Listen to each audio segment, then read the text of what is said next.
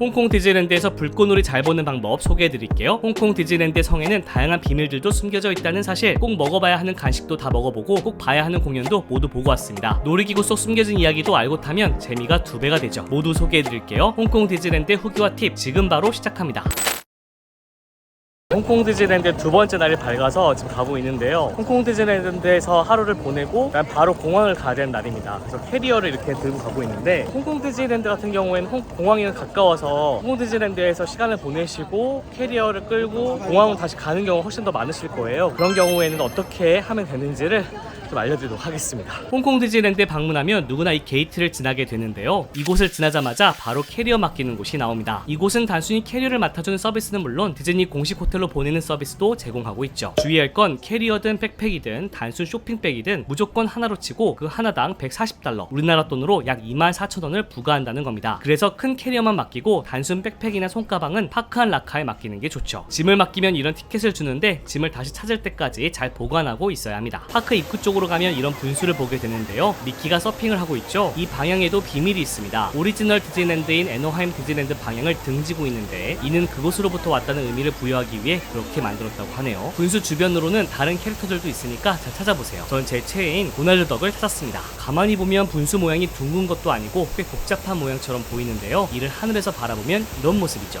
이건 홍콩을 상징하는 꽃 바우히니아 모양입니다. 나름 의미가 있는 비밀 중 하나죠. 드디어 홍콩 디즈니랜드 입장! 두 번째 날인데도 참 설렜습니다. 거대한 크리스마스 트리가 가장 먼저 보이더라고요. 크리스마스 시즌이라 곳곳에 크리스마스 장식들이 참 많았습니다. 파크에 입장하자마자 왼편을 보면 소방서 건물이 하나 있는데요. 여긴 실제 소방서는 아니고 유모차와 휠체어를 대여해주는 곳입니다. 이 소방서는 미국 애너하임 디즈니랜드에도 있는데요. 미국 버전의 건물에는 실제 월트 디즈니가 살아생전에 사용하던 공간이 자리 잡고 있습니다. 홍콩 디즈니랜드의 소방서 건물은 월트 디즈니가 실제로 지내진 않았지만 대신 창문을 보면 디즈니 형제 이름이 새겨져 있는 것을 볼 수 있죠. 디테일한 비밀 중 하나입니다. 그리고 가장 큰 상품샵 디즈니랜드 엠포리움이 보이는데요. 상품샵 내부는 영상 마지막에 보여드릴게요. 간단한 짐을 맡길 락커도 소개해드리겠습니다. 이곳이 홍콩 디즈니랜드에 입장하자마자 걷게 되는 거리 메인스트리트 USA 테마구역입니다. 여기가 입구고 여기가 중앙에 있는 성 캐슬 오브 매지컬 드림즈죠. 거리를 걷다 보면 오른쪽에 움푹 들어간 골목이 있는데 여기에 락커가 있습니다. 락커 하나는 백팩 2개 정도 넣을 수 있는 크기인데요. 저와 베프들은 3명이서 한 락커를 이용하기도 했습니다. 여기도 락커 하나당 140달러, 우리나라 돈으로 약 24,000원입니다. 캐리어 보관 비용과 똑같은데요. 차이는 가방당이 아닌 락커당 금액이기 때문에 일행과 쉐어해서 사용할 수 있습니다.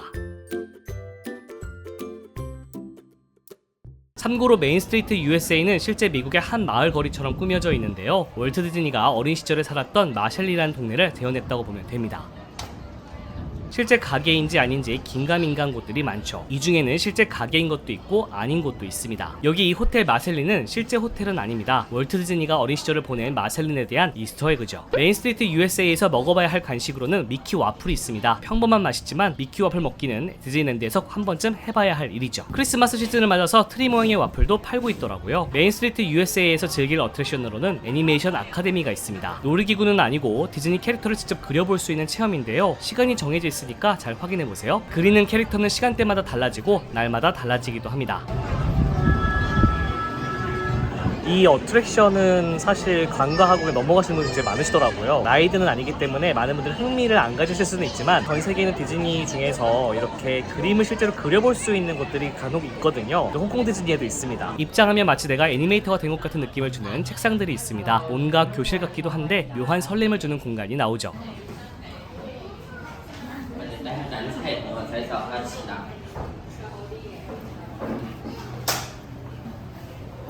의자가 미키 모양입니다. 책상 위에는 하얀 종이와 연필이 준비되어 있고요. 벽을 보면 여러 스케치들이 걸려 있는데 책상에 앉아서 스케치들을 보니 애니메이터가 된 기분이었습니다. 그림은 라이브로 그려주는데요. 그게 큰 화면으로 바로 보여집니다. 말은 알아듣기 어려워도 따라 그리기만 하면 되니까 어렵지 않습니다.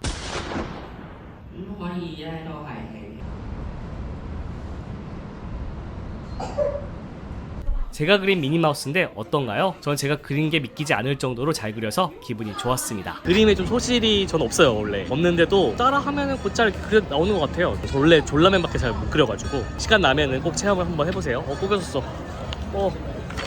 또 하나 먹어봐야 할 간식이 있으니 바로 메인스트리트 베이커리 빵입니다. 여기서는 다양한 빵들을 파는데요. 미키 모양 샌드위치부터 엘사 빵까지 다양한 캐릭터 빵들이 있습니다. 그 중에서 맛봐야 할 것은 바로 도넛. 여기도 다양한 캐릭터 도넛이 있는데 기본은 바로 이 미키 모양 도넛이죠. 전체가 초콜릿으로 뒤덮인 도넛인데 베이글 느낌의 빵에 크리스피 크림 같은 맛이 나더라고요. 그리고 보이는 캐슬 오브 매지컬 드림즈. 이 성은 다른 나라 디즈니랜드와는 다르게 특정 주인공의 성이 아닙니다. 무려 13개 원작 속 공주들이 쉐어하는 성이죠. 여기 중앙 상징을 보면 13개 상징이 한데 어우러져 있는 것을 볼 수 있습니다. 각 첨탑도 13개 상징을 품고 있습니다. 개구리가 올라가 있는 이건 공주와 개구리의 티아나를 의미하는 거고요. 장미가 올라가 있는 첨탑은 미녀와 야수의 배를 상징합니다. 그리고 이건 라푼젤 탑이고 저 뒤에 용이 올라간 동양적인 탑은 뮬란이죠. 이건 포카혼타스입니다. 성 바닥에도 13개 상징이 새겨져 있습니다. 디즈니 공주들을 정말 좋아한다면 다 구분하실 수 있을 겁니다. 그리고 캐슬을 받치고 있는 기둥에도 비밀이 있는데요. 딱 13개입니다. 그리고 그 기둥 모두 자세히 보면 다 다르게 생겼죠. 기둥 하나마다 한 공주씩 그 공주와 관련된 조연 캐릭터들이 새겨져 있습니다. 이런 거 하나하나 보면 정말 시간이 모자랍니다. 그리고 그 기둥들이 받치고 있는 천장은 일정 시간마다 빛나는데요. 밤이 되면 화려한 모습을 볼 수 있습니다.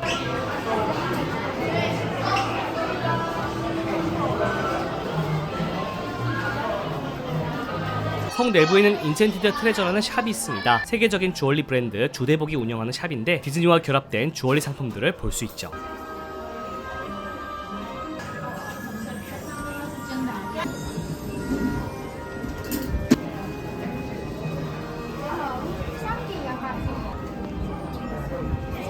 그리고 로얄 리셉션 홀이라고 해서 공주들을 만날 수 있는 공간이 성 내부에 있습니다. 이곳은 현재 예약을 한 사람들만 방문할 수 있는데요. 공식 앱에서 하단에 있는 3개 선을 클릭하고 방문 관리를 클릭하세요.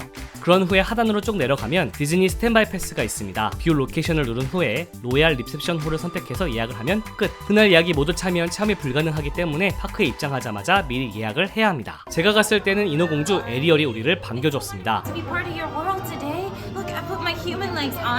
So I can sing and dance with you guys today. Isn't that great? Happy birthday! Oh, the human world does love parties, don't they? Well, my favorite thing about birthdays, Eric taught me, is cake, chocolate cake. Have you ever tried it? It's so delicious. Hello there. Thank you for swimming on over. I wish Flounder was here to join us, but hopefully he'll come back soon. 제일 먼저 탄 건 곰돌이푸의 모험이었습니다. 꿀단지를 타고 곰돌이푸의 모험을 관람하는 다크라이드인데요. 도쿄 디즈니랜드에 있는 곰돌이푸 놀이기구보다는 단순한 편이지만 그래도 클래식한 맛이 있어서 좋습니다.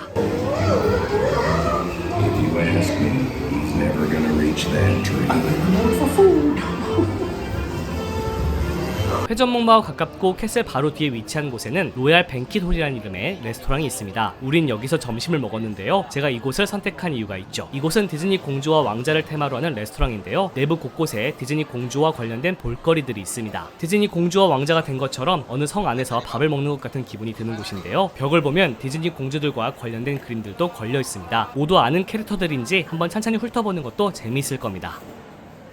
이곳을 선택한 건 음식이 다양해서이기도 한데요. 양식, 아시아식 모두 있습니다. 일행들과 오면 다양하게 시킬 수 있어서 좋은 곳입니다. 조금 아쉬운 건 종류에 따라 주문하는 곳이 달라서 줄을 여러 번 서게 된다는 점인데요. 그것만 빼면 나쁘지 않습니다. 이건 파스타였는데 면을 사랑하는 전 맛있었습니다. 이건 스테이크의 감튀였고요. 이건 폭찹이었습니다. 신기한 건 여기 삼계탕도 있습니다. 홍콩 디즈니랜드는 예로부터 삼계탕 파는 디즈니랜드로 유명했는데 여기서 맛볼 수 있죠. 밥도 주고 크림 떡볶이에 김치까지 줍니다.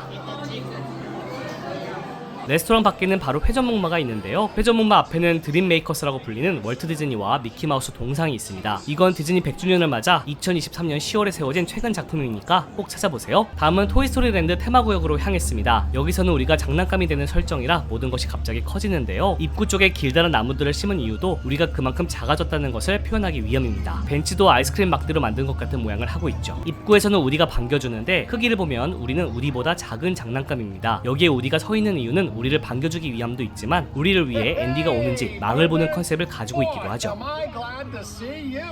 여기서 가장 먼저 탄 건 RC 레이서였는데요. 장난감 자동차를 타고 바이킹처럼 왔다가 갔다가 하는 스릴 어트랙션입니다.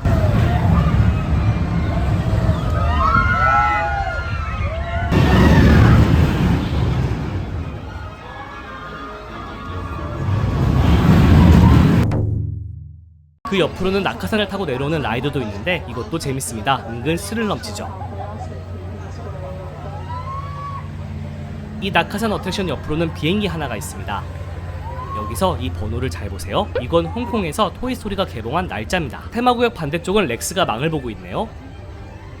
여기서 또 간식 타임. 파크 곳곳에서는 동일한 아이스크림을 팔고 있는데요. 다른 디즈니랜드에서는 보지 못한 스티치 아이스크림이 있더라고요. 스티치 발바닥 모양인데 달달한 샤베트 느낌의 아이스크림이었습니다. 11월인데도 한낮에는 덥더라고요. 역시 홍콩입니다. 다음은 옛 광산마을 겸 서부시대 마을 같은 그리즐리 걸즈 테마구역으로 이동했습니다. 이곳에는 아이들이 마음껏 젖을 수 있는 공간이 많은데요. 젖는 걸 좋아하는 아이들은 죄다 여기에 모여있는 것 같더라고요. 이곳에는 금이 발견된 광산이 있다는 컨셉인데 곳곳에서는 이렇게 간헐천이 종종 솟구쳐 오릅니다.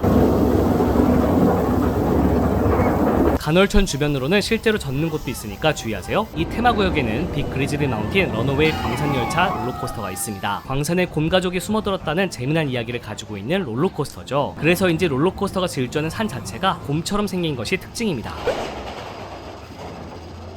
대기줄에는 가상의 광산 개척자들의 사진이 걸려있고 광산이 첫 개발된 것이 1888년 8월 8일로 되어 있기도 합니다. 참고로 숫자 8은 중화권에서 행운의 숫자죠. 이 부분 잘 기억해두세요. 올라가다 보면 곰 한 마리가 선로 스위치의 엉덩이를 긁고 있는데요. 이 때문에 8번 선로로 가야 할 우리 열차가 4번 선로로 가게 된다는 설정입니다. 8은 행운의 숫자라고 했죠. 4는 불길한 숫자입니다.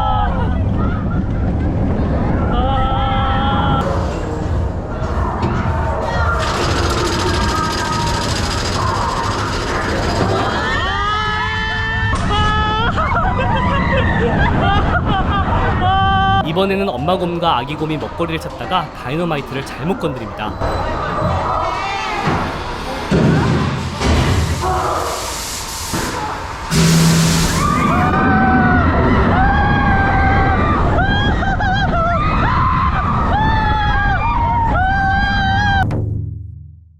그 다음으로 찾은 곳은 페스티벌 오브 라이온킹 공연장이었는데요. 라이온킹 뮤지컬 공연을 볼 수 있는 곳입니다. 극장은 원형인데 어딜 앉으나 비슷하지만 입구 쪽에서 가까운 쪽에 앉는 것이 관람하기에 좀 더 좋습니다. 이 공연은 라이온킹을 싫어하는 사람도 관심이 없던 사람도 우아하게 만드는 뮤지컬 쇼인데요. 라이온킹 1편 이후에 심바 앞에서 심바의 이야기를 재현해내는 이야기입니다. 원형 무대를 잘 활용해서 멋지기도 하지만 전반적으로 노래도 라이브로 엄청 잘해서 볼 때마다 늘 소름이 돋습니다. 페스티벌 라이온킹은 현재 전세계 디즈니에서 홍콩하고 그다음 디즈니월드의 애니멀 킹덤에서 볼 수가 있습니다. 근데 애니멀 킹덤 버전하고 여기 홍콩 디즈니 버전하고 약간 달라요. 저는 개인적으로는 좋아하는 거는 홍콩 디즈니 버전을 훨씬 더 좋아해요. 약간 애니멀 킹덤 버전은 좀 오래된 느낌이 있다면 홍콩 디즈니랜드 버전은 조금 더 잘 다듬어진 그런 공연 느낌이 나거든요. 라이온킹 공연 자체가 하루에 하는 횟수가 많지 않아요. 그래서 공연 시간을 꼭 체크하신 다음에 그 다음에 보시는 것을 추천드리겠습니다. 참고로 라이온킹 극장 근처에 간식 매대가 하나 있는데요. 여기에도 꼭 먹어봐야 할 간식이 있습니다. 물론 거대한 칠면조 다리도 유명하지만 한국식 오징어가 있기도 한데요. 이렇게 한국식 오징어를 파는 건 사실 저도 많이 못 봤거든요. 근데 여기 홍콩 디즈니랜드 오시면 이색적인 간식 중에 하나가 한국식 오징어가 있습니다. 맛은 평범합니다. 그래도 한국식이라고 하니까 궁금하지 않나요? 다음은 모아나 공연을 보러 갔는데요. 여긴 야외 공연장입니다. 모아나 이야기를 단순한 소품과 세트로 재현해내는 이야기의 뮤지컬 공연인데요. 라이온킹 공연보다는 임팩트가 떨어지고 조금 산만한 게 흠입니다. 라이온킹과 다르게 꼭 봐야 할 공연은 아니니까 참고하세요.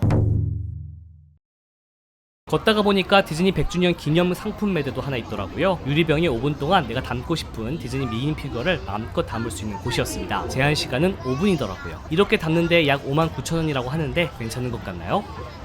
다음은 미키와 신비한 책 공연을 보러 갔습니다. 이것도 필수 관람 공연 중 하나죠. 이 공연은 영어 자막을 제공하기도 하는데 무대 오른쪽에 영어 자막이 나오니까 참고해서 관람하세요. 이 공연은 신비한 책 속에 있어야 할 올라프가 책 밖으로 나와 길을 잃자 미키가 책 속으로 들어가 올바른 페이지를 찾아준다는 스토리의 뮤지컬 쇼입니다. 미키가 페이지를 넘나들 때마다 새로운 디즈니 캐릭터들이 나오죠. 한 자리에서 여러 디즈니 캐릭터를 보고 노래를 들을 수 있을 뿐만 아니라 뮤지컬 전용 극장이라서 산만하지 않아서 집중도 잘 되는 공연이죠. 테마파크 공연으로는 전체적으로 완성도도 높은 편입니다. 홍콩 디즈니랜드에서 꼭 봐야 하는 공연 중 하나이기도 하죠. 추천합니다. 공연이 끝나고 그 옆에 있는 It's a Small World를 타러 갔는데요. 입구와 광장에는 여러 도시로 가는 방향이 바닥에 새겨져 있는데 그 중에는 서울 방향도 있으니까 한번 잘 찾아보세요. 여러 도시 방향이 새겨져 있는 이유는 이 라이드 자체가 세계 각국의 문화를 체험하는 보트 라이드이기 때문입니다. 탑승 중에 한국도 볼 수 있으니까 잘 찾아보세요. 정말 순식간에 지나갑니다. 홍콩 디즈니랜드 버전의 재밌는 점은 그 나라에 맞는 디즈니 캐릭터들이 숨어 있다는 건데요. 디즈니 캐릭터들을 찾으면서 타면 훨씬 재밌습니다.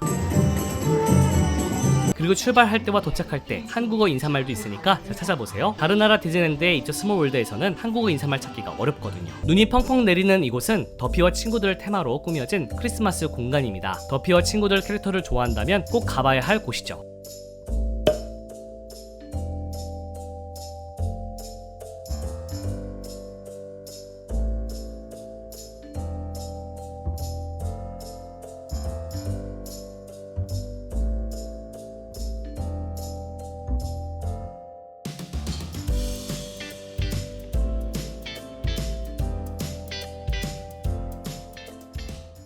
다음은 미래를 주제로 하는 투모로우랜드 테마구역으로 갔습니다. 여기는 스타워즈를 테마로 하는 실내 롤러코스터 하이퍼스페이스 마운틴이 있는데요. 엄청 어두운 공간을 우주처럼 꾸며놨는데 그 어둠 속 우주를 질주하는 롤러코스터입니다. 돌거나 뒤집히는 구간이 없어도 엄청 스릴 넘치는 어트랙션이죠. 특히 스타워즈를 좋아한다면 꼭 타봐야 할 놀이기구입니다. 마블 테마의 어트랙션들이 몰려있는 공간도 있습니다. 여기는 아이언맨 토니 스타크가 엑스포를 열었다는 설정을 가지고 있는데요. 그래서 전시 형태처럼 꾸며져 있고 실제 아이언맨도 만날 수 있죠. 추후에 이곳은 더 커질 예정입니다. 어벤져스 신규 어트랙션도 생길 예정인데요. 겨울왕국 테마구역이 갓 오픈했으니까 그 다음 프로젝트는 아마 이 어벤져스 어트랙션이 될 것 같네요. 취소가 되지 않았다면 말이죠. 여기에는 아이언맨 익스피리언스라고 하는 어트랙션이 있습니다. 토니 스타크가 엑스포를 열었다는 설정 아래 그와 관련된 것들이 전시되어 있는데요. 아이언맨을 좋아한다면 흥미로울 것들이 많습니다. 홍콩 한가운데에 스타크 타워가 세워졌고 우리가 스타크 비행선을 타고 그 타워를 관람하게 된다는 스토리죠. 당연히 관람 도중 적들이 나타나고 우리가 위기에 빠지게 된다는 이야기로 흘러갑니다. 물론 아이언맨이 홍콩도 구하고 우리도 구해주죠. 대기하다가 보면 토니 스타크가 개발한 여러 디자인의 비행선들이 전시되어 있습니다. 그리고 이게 우리가 타게 될 비행선이죠. 여기선 3D 안경이라고 부르지 않습니다. 그러면 그냥 입체 영상 보는 것 같잖아요. 대신 눈보호를 위해 쓰는 스타크 비전이라고 부릅니다. 이런 게 다 테마파크다운 부분들이죠. 기존의 스타워즈 어트랙션이었던 스타투어즈를 리뉴얼해서 만든 거라서 비슷한 느낌이 납니다. 좀 더 깔끔한 느낌의 새것 같은 느낌, 그리고 아이언맨 느낌이 추가된 게 다르죠.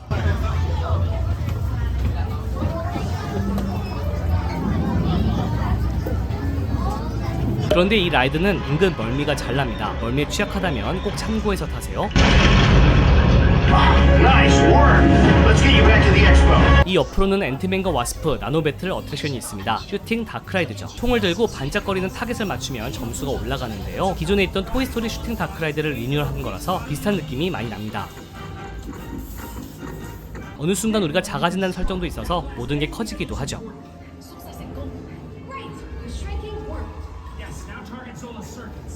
토이스토리 때는 방향도 내 마음대로 돌릴 수 있었는데 방향을 바꿀 수 없는 쪽으로 리뉴얼이 되었습니다. 세계 유일의 앤트맨 놀이기구인데 인기가 많이 없는 게 아쉽더라고요. 라이드 자체가 막 재밌지도 슈팅 타격감이 있는 것도 아니어서 그런 것 같았습니다. 늘 부담 없는 대기 시간으로 즐길 수 있죠. 참고로 여기도 아이언맨과 연결이 되어 있습니다. 추후에 테마구역이 커지면 더 디테일한 스토리들이 나오겠죠. Great job, people. Oh, why are they still ant-sized? Scott, time to get them back to human size. Oh, can't we just keep them? They were pretty good in there. Maybe we have permanent backup. 참 이건 낮에 찍은 투모로우랜드 테마구역 모습인데요. 저기 빙글빙글 도는 놀이기구 보이시나요? 여기 아주 작은 히든 미키가 하나 숨어 있습니다. 히든 미키는 디즈니가 재미로 파크 곳곳에 숨겨놓은 미키 모양을 말하는 건데요. 저기 미키가 보이시나요? 나중에 꼭 한번 찾아보세요.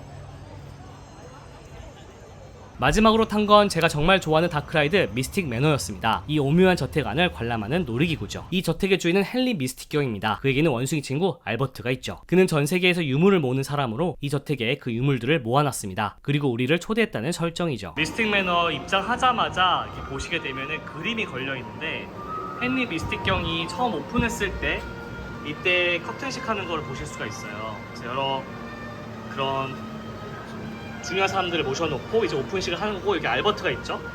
근데 여기 보시면은 젊은 시절에 월트 디즈니하고 로이 디즈니가 있는 걸 볼 수가 있습니다. 일단 하나 이스터에그니 꼭 찾아보시길 바랄게요. 그리고 이게 이제 이 라이드 가장 중요한 뮤직 박스입니다. 그래서 이거를 여기 보게 된다는 컨셉인 거고, 이 사람이 헨리 미스틱 경, 그 다음에 알버트 원숭이입니다. 그래서 여기는 알버트가 어떻게 헨리 미스틱 형을 만나게 됐는지를 알려주는 거예요. 이렇게 위기에 처했었는데 구해줘가지고 이제 친구가 된 거죠. 그리고 대기줄 한가운데서 이 그림을 꼭 찾아봐야 하는데요. 디즈니에는 가상의 비밀 조직 C가 있습니다. 이 저택의 주인인 헨리 미스틱과 도쿄 디즈니시의 타워 오브 테러 속 호텔 주인이 서로 아는 사이였다는 설정이 있는데요. 디즈니의 비밀 조직 C에 대해서 알고 이 어트랙션을 타면 재미가 2배가 되죠. 자세한 이야기는 고정 댓글 속 영상을 확인해보세요. 프리쇼에서는 원숭이 알버트가 소개됩니다. 그리고 매우 중요한 유물 뮤직박스가 소개가 되는데요. 이 뮤직박스는 여는 순간 사물들을 살아 움직이게 만드는 힘을 가졌죠. 그래서 원숭이 알버트에게 만지지 말라고 신신당부하지만 알버트는 만지고 싶어하는 것 같죠? 이제 차량에 탑승해 저택 구경을 하게 됩니다. 라이드 자체는 도쿄 디즈니랜드의 푸의 허니헌트, 그리고 파리 디즈니랜드의 라따뚜이와 비슷하게 트랙리스, 그러니까 트랙이 없는 놀이기구입니다. 그래서 몇 번째 차량을 타느냐에 따라 보게 되는 장면이 조금씩 다르죠.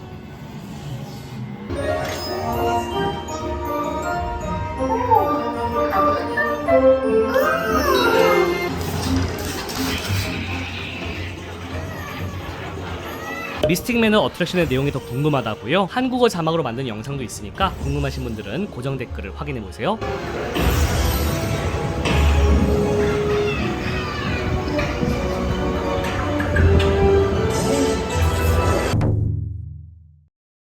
출구와 이어지는 상품샵에서는 원숭이 알버트 인형도 팝니다. 디즈니의 좋은 점은 이렇게 라이드와 관련된 캐릭터도 상품화하려고 노력한다는 점이죠. 결국 놀이기구 하나하나 브랜드화하는 겁니다. 이런 놀이기구는 원작이 있는 것도 아닌데 말이죠.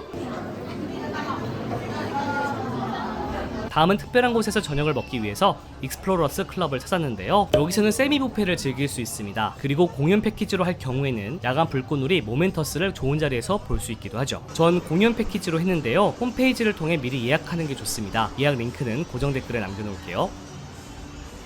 밥을 다 먹은 후에는 표시된 1번과 2번 중 편한 곳으로 가서 불꽃놀이 명당 자리에 입장하면 됩니다. 이곳은 헨리 미스틱 경이 만든 레스토랑입니다. 전 세계 여행을 하며 유물을 모으는 사람이다가 보니 레스토랑 내부를 중국, 인도, 러시아, 모로코, 이집트 등의 테마로 꾸며놓은 게 특징이죠.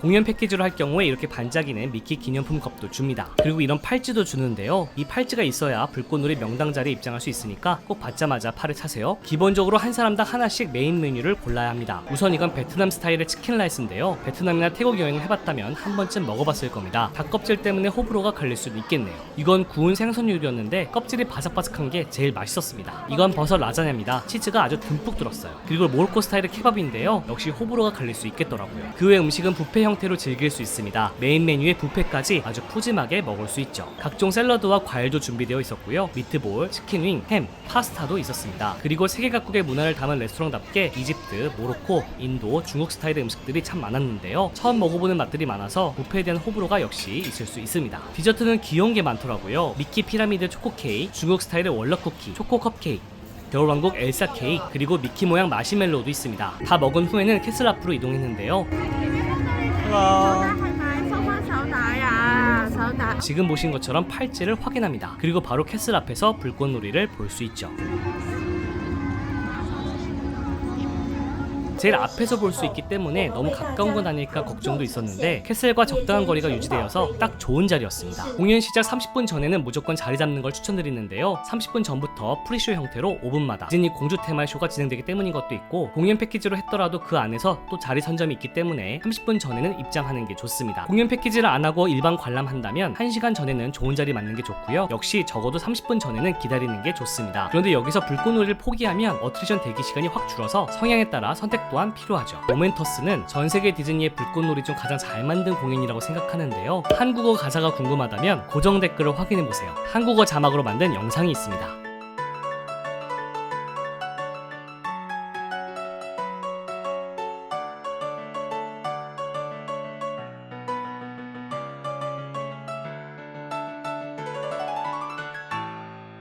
쇼핑은 퇴장할 때 하는 게 좋습니다. 퇴장 시간보다 1시간 정도는 늦게 닫기 때문에 굳이 운영 시간에 쇼핑을 할 필요는 없습니다. 퇴장 또한 메인스트리트 USA를 지나가게 되는데요. 오른쪽에 있는 건물이 하나의 큰 상품샵이라서 이곳에서 쇼핑으로 마무리하는 게 좋습니다. 홍콩 디즈니랜드가 가장 밀고 있는 건 바로 직접 만드는 머리띠인데요. 이렇게 기본 머리띠를 하나 고른 다음에 자기가 원하는 디즈니 캐릭터 인형으로 직접 꾸밀 수 있는 겁니다. 그러면 이런 모양이 되는데요. 돈을 얼마나 쓰느냐에 따라 풍성해 보일 수도 있고 빈약해 보일 수도 있습니다. 기본 머리띠 하나에 약 12,000원, 인형 하나에 약 17,000원인데요. 하나 달 때마다 17,000원씩 추가가 되는 셈입니다. 해볼만 한가요? 그리고 30만원짜리 디즈니 100주년 미키 인형도 있더라고요. 와, 이건 뭘로 만들었길래 이렇게 비싼 걸까요? 그리고 졸업 시즌이라고 만든 인형들도 있었는데 이런 건 또 처음 봐서 신기하고 귀여웠습니다. 제가 또 도날드 덕을 좋아하잖아요. 도날드 덕 디자인의 신발이 확 눈에 들어왔는데 사이즈가 없다고 해서 못 샀어요. 도날드 덕 모양이나 곰돌이포 모양으로 팬케이크를 만들 수 있는 주방용품도 있더라고요. We wish you a Merry Christmas. We wish you a Merry Christmas. We wish you a Merry Christmas and a Happy New Year. We wish you a Merry Christmas. We wish you a Merry Christmas. We wish you a Merry Christmas and a Happy New Year. 회상할 때 보니 크리스마스 트리에 화려하게 조명이 켜졌더라고요. 벌써 어느덧 2023년도 끝나가네요. Good tidings. 나갈 때는 캐스트들이 환하게 웃으며 손 인사를 해줍니다. 미끼 손을 하고 말이죠. 이렇게 홍콩 디즈니랜드에서의 하루도 끝났네요. 아직 겨울왕국 테마구역 상세 후기 영상을 못 보신 분들은 위 링크를 눌러서 마저 보고 가세요. 다음 영상에서는 홍콩 디즈니랜드의 라이벌 홍콩 오션파크 후기와 팁이 이어집니다. 홍콩판 시월드라고 할 수 있는데요. 산 중턱에 위치한 신기한 테마파크죠. 놓치지 않도록 구독, 알람 설정 미리 해놓으세요. 오늘은 여기까지.